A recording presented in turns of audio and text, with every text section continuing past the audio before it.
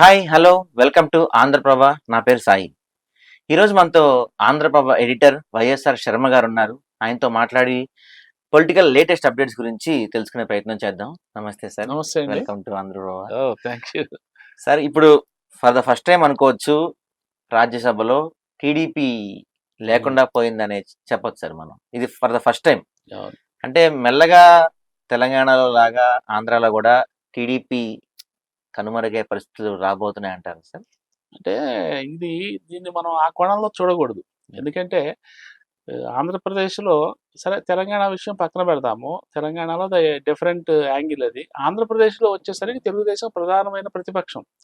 మంచి హైప్‌లో ఉన్నట్టే లెక్క. ఇప్పుడు 151 సీట్లు ఉన్న వైసీపీని అసెంబ్లీలో తెలుగుదేశం పార్టీ ధీటుగా ఈరోజు ఫేస్ చేయగలుగుతున్నది. రేపు ఎన్నికల్లో, అసెంబ్లీ ఎన్నికల్లో, లోక్సభ ఎన్నికల్లో కూడా ఆ పార్టీయే మెయిన్ కంటెండర్ వైసీపీకి. సో రాజకీయంగా టీడీపీ ఏమీ వెనకబడి లేదు. అట్ ది సేమ్ టైము అదేదో రాజ్యసభలో ఇక సీట్లు ఉండవు కాబట్టి రాజకీయంగా అది అదృశ్యమైపోతుంది, కనుమరుగైపోతుంది అనటానికి వీల్లేదు. దానికి దీనికి సంబంధం లేదు.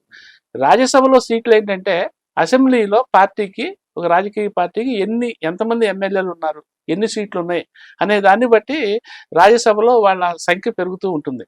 యాక్చువల్లీ రాజ్యసభలో మొత్తం 250 మెంబర్స్కి 245, 233 మెంబర్స్ ఉంటే రాజకీయ పార్టీల నుంచి ఎన్నుకుంటే, అంటే లెజిస్లేచర్లు ఎన్నుకుంటే ఒక 12 మందినో ఎంతమందినో రాష్ట్రపతి నామినేట్ చేస్తారు. సో ఇట్లా రాష్ట్రానికి కోటా ఉంటుంది. ఆంధ్రప్రదేశ్కి ఆ కోటా 11 ఉంది. 11 ఉంది. సో ఇప్పుడు కనకమేడల అనే ఒకే ఒక ఎంపీ గారు తెలుగుదేశం వైపున ఉన్నారు. ఆయన ఇప్పుడు మార్చిలో రిటైర్ అయిపోతున్నారు. ఏప్రిల్లో ఎలక్షన్ జరగబోతున్నది. ఫిబ్రవరి ఈ నెలాఖరులో ఎలక్షన్ జరగబోతున్నది. వాళ్ళు పదవి ఏప్రిల్ నుంచి మొదలు కాబోతున్నది.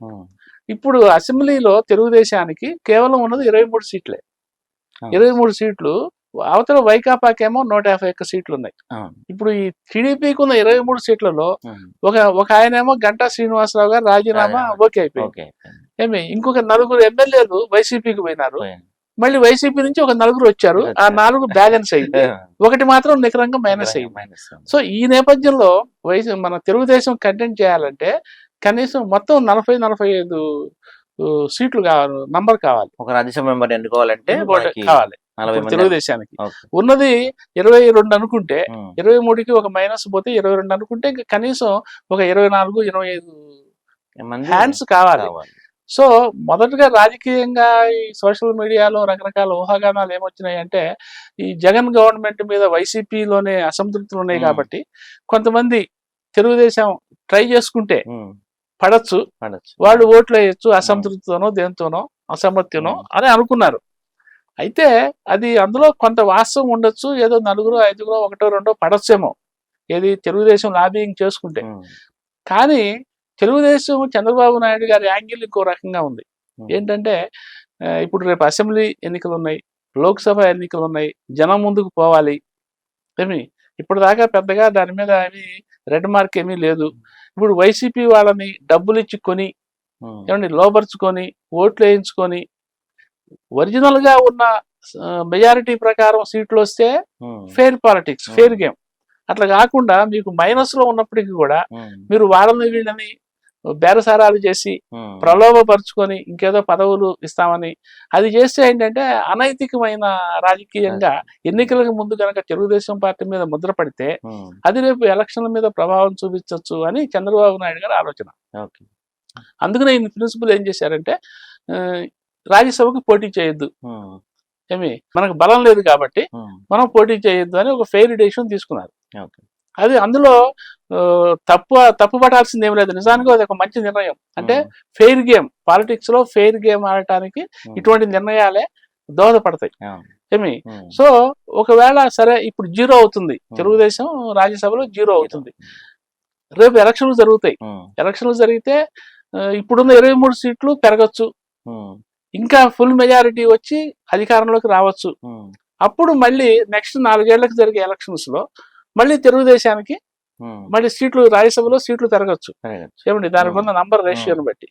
యాక్చువల్లీ 2009కి ముందు 2019 ఎలక్షన్స్ జరగడానికి ముందు, అంటే జగన్ గవర్నమెంట్ రావడానికి ముందు తెలుగుదేశానికి 9 మంది ఉండేవాళ్ళు.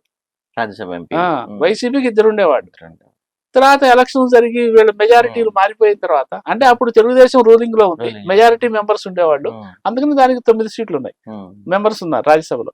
ఇప్పుడు తర్వాత మళ్ళీ బలం మారింది, వైసీపీకి ఆ నంబర్ ఇటు వచ్చింది, తెలుగుదేశానికి అటు పోయింది. ఇప్పుడు ఉన్నది కనక మెడల్ గారు ఒక్కళ్ళే ఉన్నారు, ఆయన కూడా అయిపోతుంది.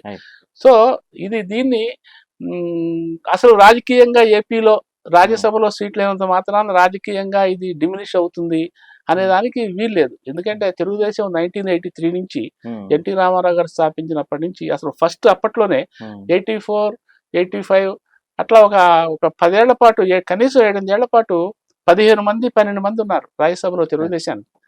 అది తెలుగుదేశానికి ఒక స్వర్ణయుగం అప్పట్లో. అందుకని 15 మంది ఉన్నారు, 12 మంది ఉన్నారు. 2019లో 9 మంది ఉన్నారు. ఏది అవుట్ ఆఫ్ 11, టోటల్ స్ట్రెంగ్త్ 11 అయితే 9 మంది ఉన్నారు తెలుగుదేశానికి. సో ఇదంతా ఏంటంటే అక్కడ ఎవ్రీ 4 years 6 years కి అక్కడ రొటేట్ అవుతూ ఉంటారు కాబట్టి, చక్రం మారుతుంటుంది కాబట్టి, తిరుగుతుంటుంది కాబట్టి ఆ నంబర్లు కూడా మారుతూ ఉంటాయి. ఇప్పుడు తెలుగుదేశం మళ్ళీ 4 ఏళ్ళు రేపు అధికారంలోకి వచ్చి కనీసం అధికారంలోకి రాకపోయినా ఇప్పుడున్న సీట్ల కంటే డబుల్ సీట్లు సంపాదించుకున్నా దాన్ని బట్టి అక్కడ రేషియో పెరుగుతుంది. సో అందుకని మనం రాజ్యసభలో బలానికి ప్లస్ ఇక్కడ ఉన్న రాష్ట్రంలో ఉన్న రాజకీయ బలానికి మనం పంతన పెట్టక్కర్లేదు. కాకపోతే ఏంటంటే రాజ్యసభలో మెంబర్స్ ఉంటే జాతీయ స్థాయిలో ఒక పెద్దల సభలో ఢిల్లీలో రాష్ట్ర వాయిస్ వినిపించడానికి ఒక రాజకీయ పార్టీగా మేము ఇదిగో ఈ సమస్యలు లేవనెత్తాం అని చెప్పుకోవటానికి ఏ పార్టీకైనా ఒక సాధికారత అనేది ఉంటుంది. అందుకు అది ఉపయోగపడుతుంది.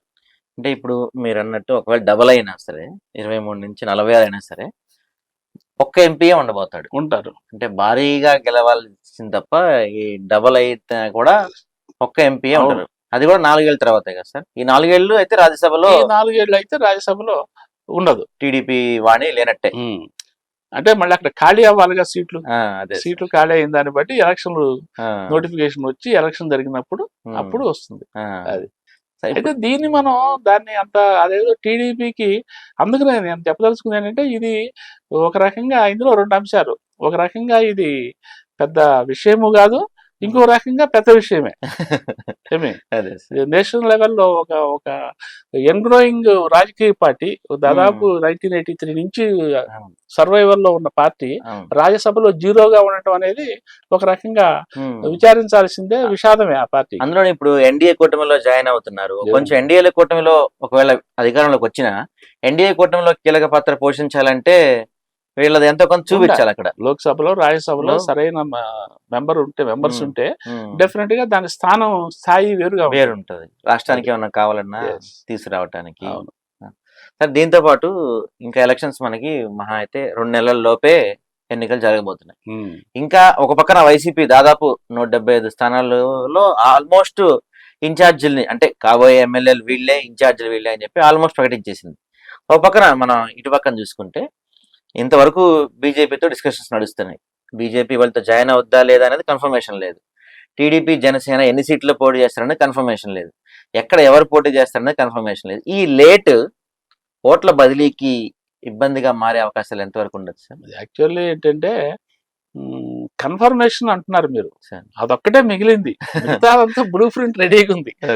ఒకటి ఏంటంటే తెలుగుదేశము జనసేన ఇద్దరే పొత్తులో ఉంటే ఎవరికి ఎన్ని సీట్లు, ఎక్కడెక్కడ సీట్లు, అక్కడ అభ్యర్థులు ఎవరు, అది చంద్రబాబు నాయుడు గారి దగ్గర ఆయన లిస్ట్ ఆయన దగ్గర ఉంది, ఈయన లిస్ట్ ఈయన దగ్గర ఉంది. 1-2 సార్లు ఇద్దరు కలిసి కూర్చున్నారు, కొన్ని సీట్ల దగ్గర ఓకే ఒక అండర్స్టాండింగ్ వచ్చింది, ఇంకా కొంత సంథింగ్ పెండింగ్. ఈ మధ్యలో బీజేపీ వచ్చింది. బీజేపీ వచ్చిన నేపథ్యంలో మరి బీజేపీ కూడా కలిస్తే ఏంటి పొత్తు వ్యవహారం అనేది ఆ బ్లూ ప్రింట్ కూడా చంద్రబాబు నాయుడు గారి దగ్గర ఉంది. అయితే మళ్ళీ బీజేపీ చేత స్టాంప్ వేయించుకోవాలి. చంద్రబాబు నాయుడు చెప్పిన సీట్లకి వాళ్ళు ఒప్పుకోరుగా, బీజేపీ స్టీరింగ్ వాళ్ళ చేతిలో ఉంది ప్రస్తుతం. ఇప్పుడు బీజేపీ కొంచెం హై స్టేక్ డిమాండ్ చేస్తున్నది, అక్కడ మధ్యలో కొంత గ్యాప్ ఉంది. ఆ హై స్టేక్ ని వాళ్ళు కన్విన్సింగ్ గా ఏమాత్రం చంద్రబాబు నాయుడు గారిని కన్విన్స్ చేస్తారు, ఈయన వాదన్ని వాళ్ళతో ఎట్లా నమ్మిస్తారు, ఒప్పిస్తారు అనేది ఒక పెద్ద పాయింట్. అందుకనే మళ్ళీ చంద్రబాబు నాయుడు గారు బహుశా ఢిల్లీ వెళ్ళొచ్చు, ఇవాళ రేపు కాకపోయినా వితిన్ 1 వీక్ 4-5 రోజులు అయినా మళ్ళీ ఢిల్లీ వెళ్ళే అవకాశాలు ఉన్నాయని వినిపిస్తున్నది మన దగ్గర ఉన్న సమాచారం. సో ఇప్పుడు ఒక రకంగా ఏంటంటే ఆయన దగ్గర లిస్ట్ ఉన్నది, కానీ కన్ఫర్మేషన్ కాలే ఇంకా. కానీ at the same time grass root లెవెల్లో ఆయా పార్టీలో ఆ నాయకులకు కూడా కొంత సమాచారం ఉంది. అంటే ఏ సీట్లలో ఎవరు పోటీ చేస్తున్నారు, ఎవరి సీటు ఊడొచ్చు, ఎవరి సీటు మిగలొచ్చు. చంద్రబాబు నాయుడు గారు మొన్న కూడా మనకి సమాచారం ఏంటంటే కొంతమందికి నిష్కర్షగా చెప్పేశారు, ఈసారికి నువ్వు డ్రాప్ అయిపోవాల్సిందే, తప్పదు, మనకి 2 పొత్తులు ఉన్నాయి కాబట్టి డ్రాప్ అవ్వాల్సిందే అని వాళ్ళని ఈ కన్విన్స్ చేసే ప్రాసెస్ కూడా నడుస్తున్నది.